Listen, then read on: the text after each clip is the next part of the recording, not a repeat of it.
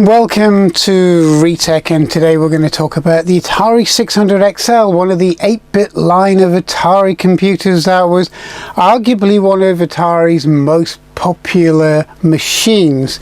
Now, the 600XL was a machine that sprouted and sprang up from the original 400 and 800 computers back in 1979, and today we're going to have a look at the machine itself and a quick overview of the machine.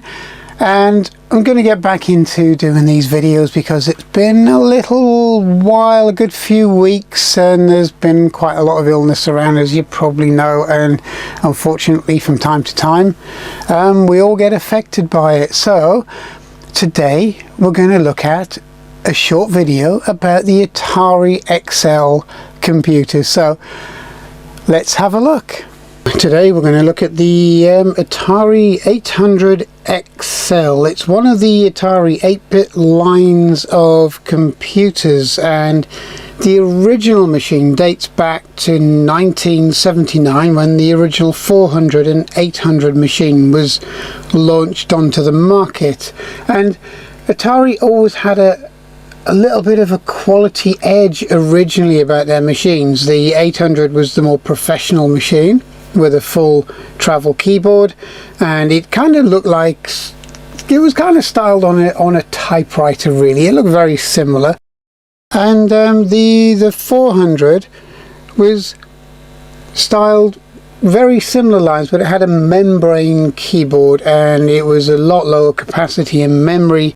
But they both used a 6502 CPU running at 1.79 megahertz, and these really were the first home computers designed with custom coprocessor chips. So it took the work away from the CPU for things like graphics and sound. And these machines were discontinued, or the actual 8-bit line of the Atari machines were discontinued in 1992, so they had a good run. Okay, the operating system used Atari DOS. The CPU was a 6502B, and you could get an NTSC and a PAL version. The graphics on these machines were quite decent for the time, 384 pixels by 256 colors, so 8 sprites, and they also had raster interrupts as well. The sound was very good on these. It had 4 oscillators, and basically it was not massively far away from the SID chip because it had noise mixing, but it also had the option of 2 AM digital channels, or digital noise makers, within the machine itself. Now, connectivity wasn't too bad on the original machines. 2 or 4 Atari joystick ports, an Atari SIO port, a composite, a power in, and an RC or a ROM cartridge port.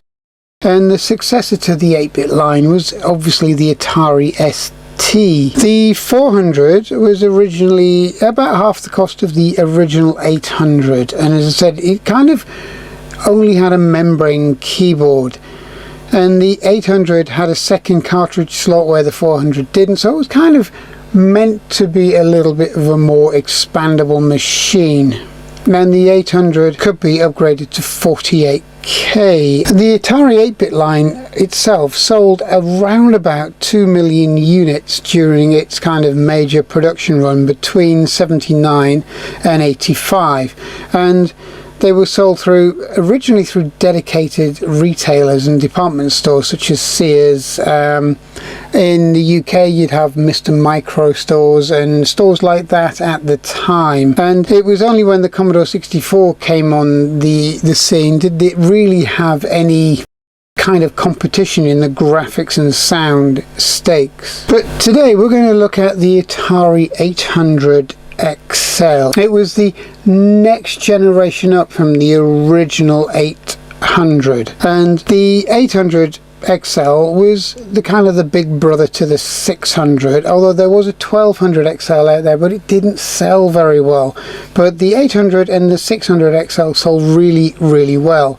They again were PAL or NTSC version, and you could have 64K in the 800 and 16K in the smaller version, the 600, and it was then superseded by the 65 and 130XE, which you probably saw in a previous video. Now, one of the biggest differences is that the 6 and the 800XL just had one single cartridge port. They still took the same cartridges, but the 800XL and the 600XL, such as this one, had BASIC on board. It didn't need a separate BASIC cartridge in the way that the original 400 and 800 did. And it was a very, very good seller for Atari. It did very, very well. And you know, I kind of think the styling was pretty much spot on, really, because Atari at the time didn't really go for over-the-top styling. It was very, very conservative, very well done, very well put together. And it kind of bears out in the 800XL here, because the plastics are still very good. It's faded just a little bit, and it's got a little bit of wear and tear on this model down here through reset options, select and start for your usual cartridge games, etc. But this one has not been restored in any shape or form, and I don't really have any intention of restoring this, because the 800XL, like this model here, was arguably a much better model than the XE range. The XE range were very, very cost reduced, although the XE range were meant to be XL compatible, which for the most part they were, but to my mind the cost cutting was evident in this machine compared to the 800, but it wasn't in the extremes like the Commodore and the Texas Instruments went down towards the end of their lives, because Texas really did make a mess of the TI-99 by cost cutting it to a point where it almost became unusable, especially in the kind of beige colored machines which had very poor keyboards, very, very rough edges around it, very poor plastics and so on. But you know, as I said before, the beige version of the TI is actually my favorite looking one anyway, but you know, everyone's different. So let's have a quick look at this machine. Now we're going to have a look at this machine itself. Okay, this is my 800XL. It hasn't been restored, it's still in its slightly dusty condition, and it hasn't worn that badly really, because it's still quite nice in its kind of colours. It hasn't gone too yellow, and as I said, there's a little bit of wear and tear down the silver buttons, but the keyboard is kind of alright. You can see where the Atari ST got its kind of keyboard mechanics from, because it does feel very, very similar. And you know, it's not the best keyboard in the world, but it's definitely not the worst, and you know, it does the job and it feels quite decent as well. And as I say, it's got built-in BASIC, which was a one-up on the original 400 and 800, and it's not so bad really. It's quite a decent little keyboard, and it works out really well. The BASIC is okay, it's fairly well structured, it'll do everything that you really wanted it to do, but if you really wanted to do some games programming and some more integrated sound and more advanced sound and graphics, you would really have to kind of be looking at assembly or machine code on one of these. But it's not a bad system, and it error checks on the lines as well, which is brilliant, because a lot of the machines gave a syntax error, and you know, you had to kind of go searching for the problem. So it's got some plus points on the BASIC, and it's got some plus points on the way it was built, and it's a nice enough machine. Now, as I said, this one hasn't been restored, and I'm not going to restore it. It's still dusty. I'm not going to restore this machine, because sometimes it's nice to keep the kind of the life that the machines previously had as well. So you know, it's got a bit of history behind it, so we're keeping it that way. Now we'll have a quick look at the the machine and the ports itself, just to give you an idea of what this machine had going for it. Now if you take a close look at the machine, you can see the wear and tear on the silver buttons here, on the silver areas, and that's just natural wear and tear where you do reset, option, select and start for games. So I'm guessing this was primarily used as a games machine. It's got quite a bit of weight behind it, and as you can see, hasn't really faded that much. It's actually quite decent, and you know, it's got a nice style to the machine itself. And on the back, as far as ports are concerned, well, you have your parallel port here, which is under this cover, which is still on, which is a good feature.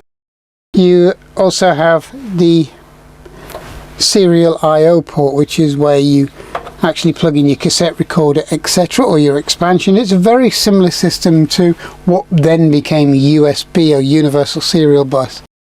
And you also have a monitor port on the PAL machines, RF, with quite a chunky RF box. And then you have right along the bottom here, you got your power in and a nice chunky on-off switch. And you know, the rest of it's fairly well built, and this one doesn't seem to have been abused in any real way, and it's, you know, it's nice to have. So really there's not really any difference between this massively than the XE. Now the XE is basically a cost cut, cost reduced Atari ST-esque or Atari ST looking version of the 800XL. They both primarily run the same software. There are a few compatibility tweaks between the two models, the XL and the XE, but nothing massive, nothing that would cause too much of a problem on day-to-day use. So this is your basic Atari 800. Now, one of the biggest difference between this model here and the original 400-800 is it had a chip called a Freddy, and it's a 40-pin large-scale IC, and it was found in the later XL and XE models, the 8-bit range. Okay, and it's a RAM address multiplexer for basically DRAM access, and it was designed, again, it's in the way a ULA, really, if you want to go down that route, was or is used on the ZX Spectrum and the ZX81 compared to the multiple ICs on the early ZX80. And the actual Freddy, or the chip on board, contained the MMU, which was the C061618 for the XL and XE, and the C025953 for the 130. And basically it allows the CPU and the Antic to access memory independently of each other. So it was originally designed for the 1400 XL and 1450 XLD, but it was eventually used and labeled the 800 XL, which was originally meant to be called the 800 XLF. But so really it's again a way of cost reducing the machine to get as much value out of the 8-bit line as possible, in the kind of the same way that Commodore did. So what's it like to use? Well, it's no different to one of these, and as you can see, they're roughly similar size, give or take a centimeter each side, and it's basically a 65XE or an Atari 800, or you know, the Atari 600. It can be used as its baby brother as well, and it is really another one of these. I mean, this was meant to be restyled like the Atari ST, and it has roughly the same ports, although the cartridge port has been moved to the back of the machine, but everything else is the same serial I/O, and you have your power and your monitor port and your RF and your on-off switch in exactly the the same place, and they roughly weigh about the same, although it does look like its bigger brother, the Atari ST. Now, I like the look of the 65, but I think really and truly the colour scheme and the look of the 800 is probably standing the test of time, maybe a little bit better than this, because the colour scheme, other than the cream on the back, doesn't fade as much, and the keys being dark don't start to yellow like they have on this one again. So yeah, it's your own choice really, but the biggest difference is the cartridge port on the back of here is very hard to access once you've actually want to reach around the back of the machine to put a cartridge in, because you've got to think it's kind of sticking out the back, and so much easier to just drop it in the top and then you're done. Although probably doesn't look as elegant, to be honest, but basically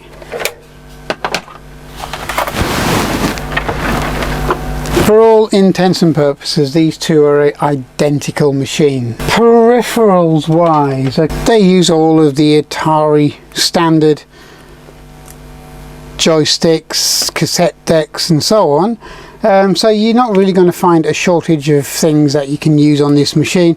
And you know, if you want some kind of classic joystick feeling kind of things for your games and be as kind of original as possible, then you can certainly get modern versions of the original joysticks for these, the VCS style joysticks.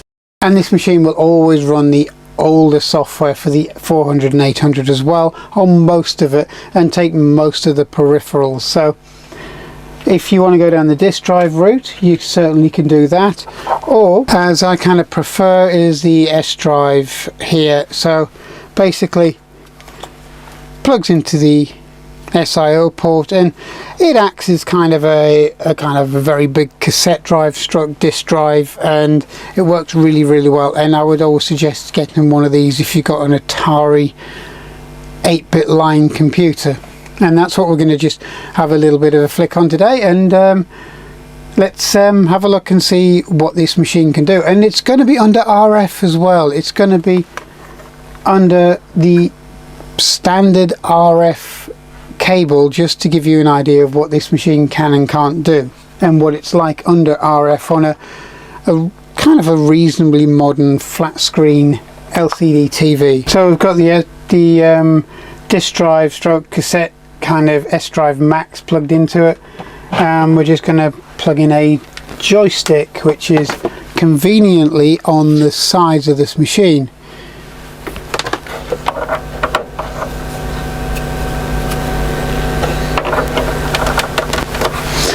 So there's no scrabbling around the back of the machine or underneath like some of the later 16-bit models from Atari. So we're just going to choose a bit of software from here. So let's have a look. Game as I've used on the XE, which I'll show you in a second. And the reason for that is because you can see how there's no real difference in the sound of this machine, and it's actually very good quality sound.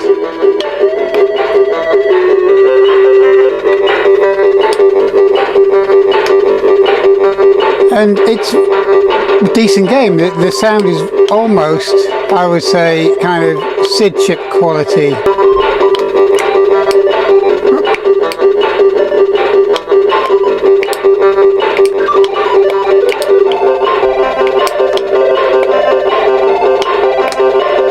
That's if I remember how to play this game, but I haven't played it for a while.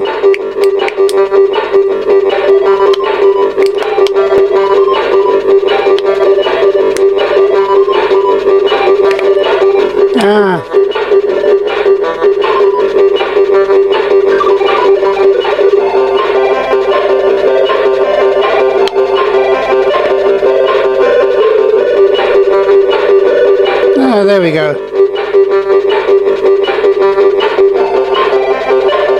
I mean, it's kind of alright. It's kind of almost better than the Spectrum version, really.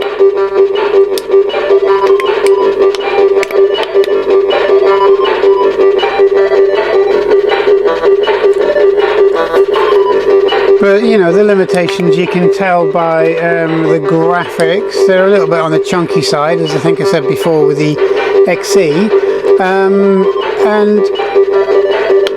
but it does play really well. I mean, it's, you know, it's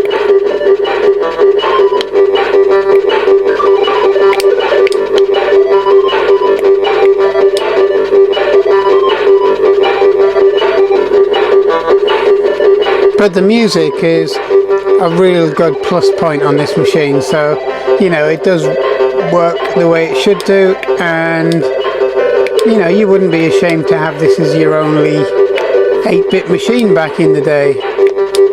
In fact, when you consider it was doing this kind of sound and graphics from the start, really, because from 1979.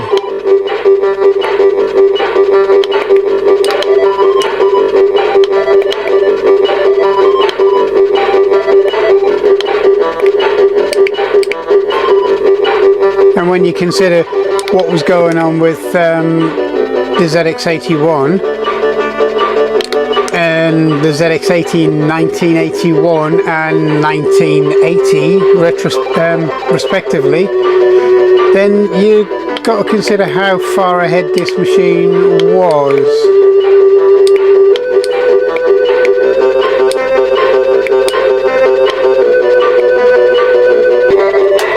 And this is the Atari 800 XL.